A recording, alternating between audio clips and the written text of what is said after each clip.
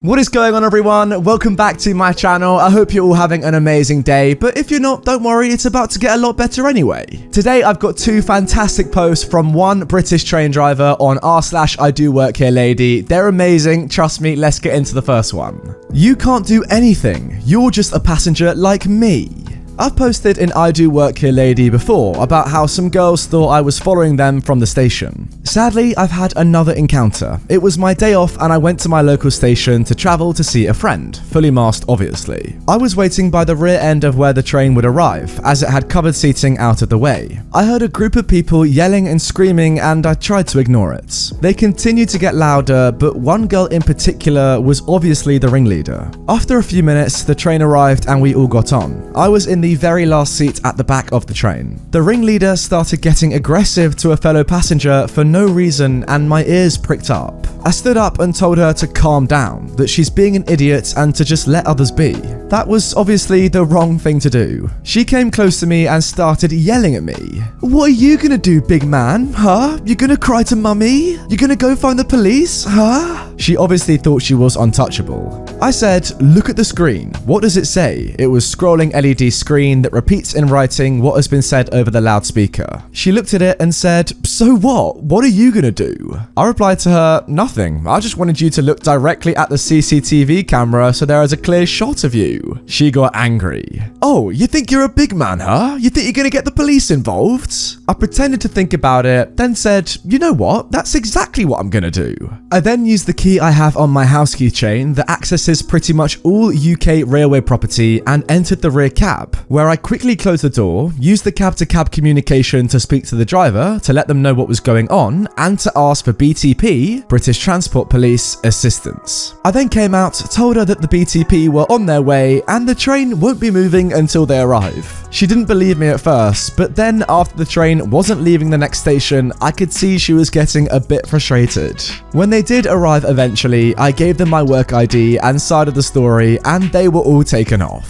Oh, what an awesome story. You know what I find the most funny about this is that the girl literally asked for it. She said, "Yeah, what are you gonna do? Call the police?" And the guy was like, "Yeah, why not? Great idea." And it worked out pretty well. I guess that just shows don't be rude, obnoxious, loud in public, or just in general, because you just never really know who you might be talking to. In this situation, it was a train driver, but it easily could have been, you know, a police officer or someone that may have arrested you for disturbing the peace, that sort of stuff. So yeah, just be careful, it's all I'd say. Now moving on to the second post from this train driver. He actually mentioned it in the introduction of the one I just read. This one is from 9 months ago. "I work there, but I also live here, lady.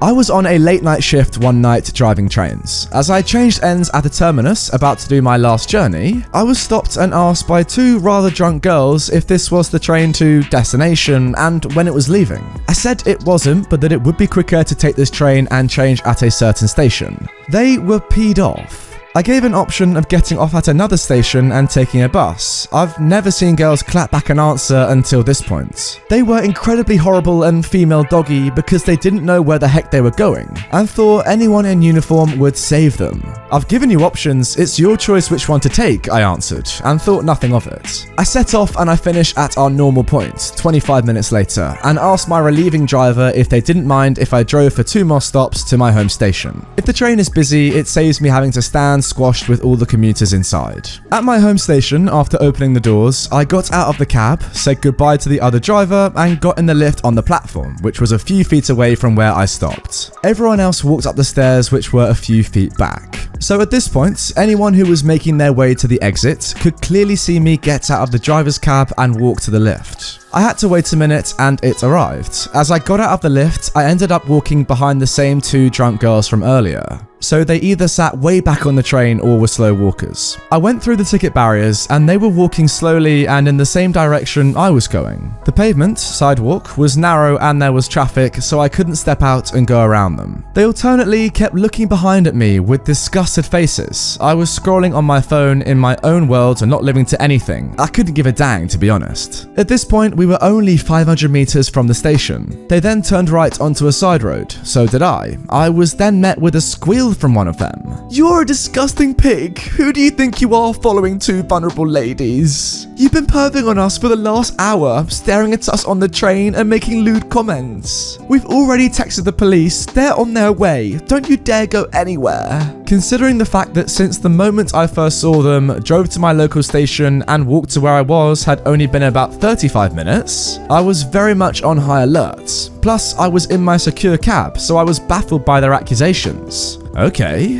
What do you mean, okay? We know what you're up to. Don't deny it, you pig. Okay.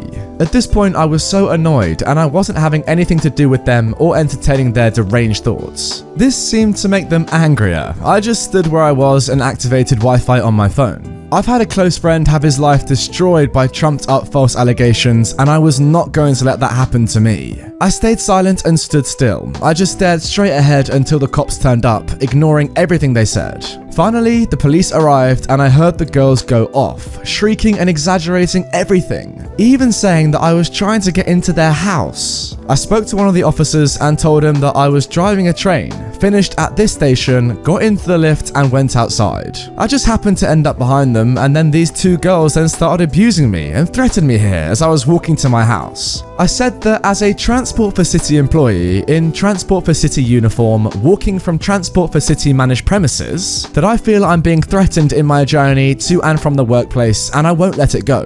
This got their attention. They overheard and started shrieking. He's lying. He was trying to follow us and intimidate us. No, these two ladies have been stalking me and harassing me since Terminus. They've been incredibly intimidating and abusive towards me for no reason. They saw me get off at the local station and decided to get off too and follow me. What do you mean they're stalking you? They're stalking me and preventing me from entering my own property. I fear for my own safety because they won't leave me alone. He's talking BS. He's been following us. I fear for my own safety, especially with the fact that they followed me once I got off the train and are trying to find out where I live. The entire interaction was recorded on CCTV at the station, on the platform, and on the cameras on the side of the train. I can give you the details to be able to access all of those feeds. Why would we know where you live? They asked, hands on hips in the most obnoxious fashion. Officer, could we please talk away from them? I'm happy to cooperate, just not in earshot of them. Yeah, sure. Knowing exactly what the CCTV images would show from the station, them clapping at me and being in an argumentative stance, plus on board, and the fact that there's no audio, I knew that they couldn't prove anything. Only thing it would show would be them being argumentative and me being in a calm, relaxed customer service pose. I explained to them what happened, said that they happened to stop right outside my front door when this exchange started. Okay, can you open the door and prove it? Or do you have a driver's license or proof of address on you? I can, but I don't want to with them nearby, as I don't want them knowing where I live. But I can prove it without entering. Okay, but how?